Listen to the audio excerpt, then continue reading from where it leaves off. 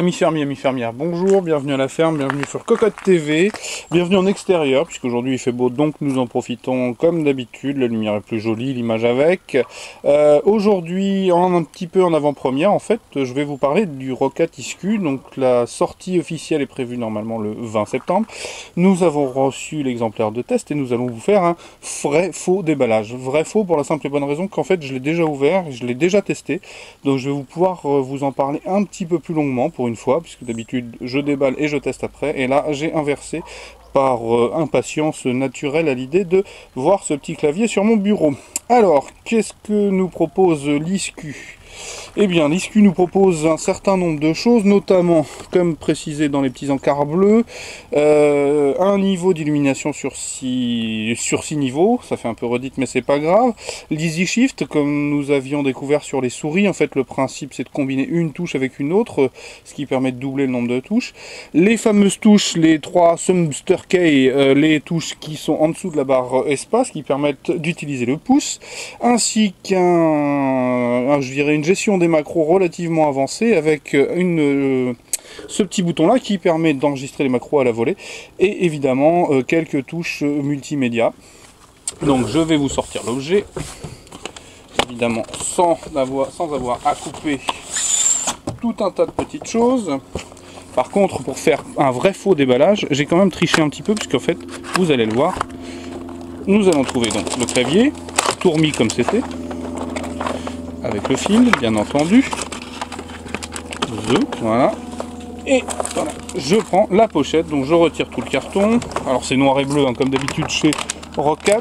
Voilà, je pose par terre, plus de place. Voilà, vrai faux déballage, parce que regardez, je n'ai pas ouvert la pochette, je vous l'ouvre en direct live, comme si je ne savais pas ce qu'il y avait dedans. Parce qu'en l'occurrence, pochette Roccat. Ça, c'est une habitude chez Roccat, dans lequel on trouve le guide d'installation rapide, normal, le CD de pilote, normal, et la carte de crédit Roccat. Voilà, donc le clavier en lui-même. Retirons le sachet antistatique qui me flash les yeux. Voilà. Alors, comme vous pouvez le constater, c'est un clavier tout en plastique. Ceci étant, alors, que trouve-t-on dessus? Un repose-main intégré avec une matière granuleuse gris que je vous avoue, je n'ai pas forcément ultra apprécié. Mais bon, ceci étant, par contre, le repose-poignet est particulièrement bien placé et l'angle est vraiment judicieux puisque c'est un clavier agréable à la frappe. Donc, c'est tout rétro-éclairé.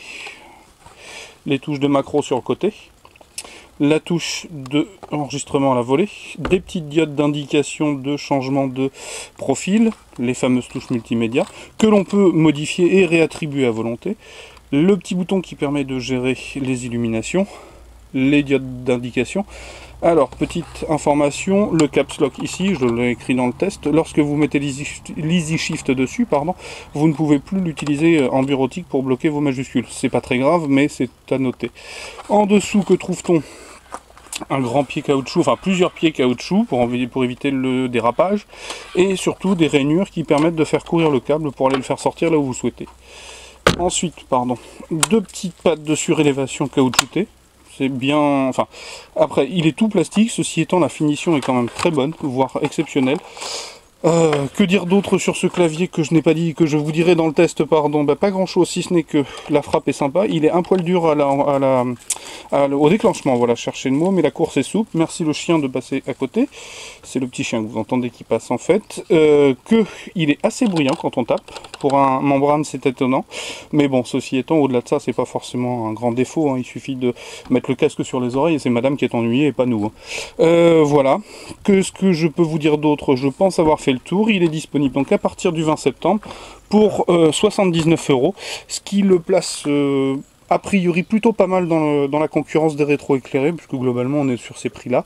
Et il propose carrément un soft, je vous assure, pour l'avoir regardé sous tous les angles, archi complet, voire tellement complet que, comme le disait un de mes collègues de jeu, difficile peut-être même d'en tirer la quintessence et de l'utiliser totalement. Donc voilà pour l'ISCU en vidéo. Je vous invite à revenir lire le test qui devrait paraître normalement fin de semaine ou début de semaine prochaine. Et on remercie Roccat de nous avoir fait la primeur de ce petit ISCU. Voilà, à très bientôt sur la ferme, au revoir.